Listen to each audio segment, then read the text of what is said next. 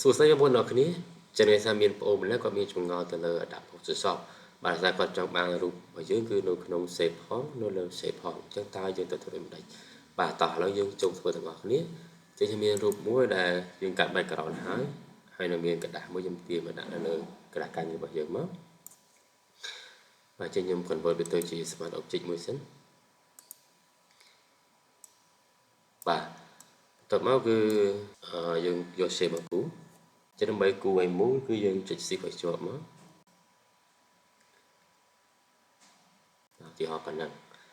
បាទខ្ញុំដាក់ខំក្រោយវិញណាបាទទៅវិញយើងសេរីទៅលើរូបរបស់យើងមកទៀតខ្ញុំយកធំជាងនឹងទៀតបាទប៉ុណ្ណឹងចុះ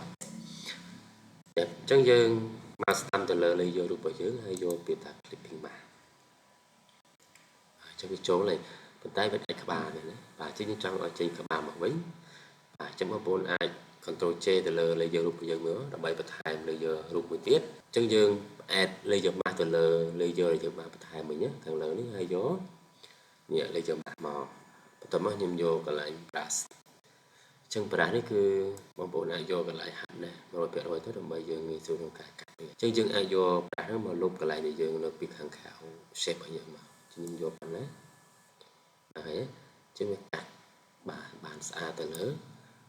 រូបដែលយើងចង់ឲ្យវានៅក្នុង shape អញ្ចឹងខាងលើគឺនៅខាងក្រៅ shape ធម្មតាអញ្ចឹងវីដេអូនេះគឺមានតែប៉ុណ្្នឹងទេអញ្ចឹងបើសិនជាមានសារៈប្រយោជន៍សម្រាប់បងប្អូនកុំភ្លេចជួយ like និងជួយ share ម្នាក់មួយផងបាទសូមអរគុណ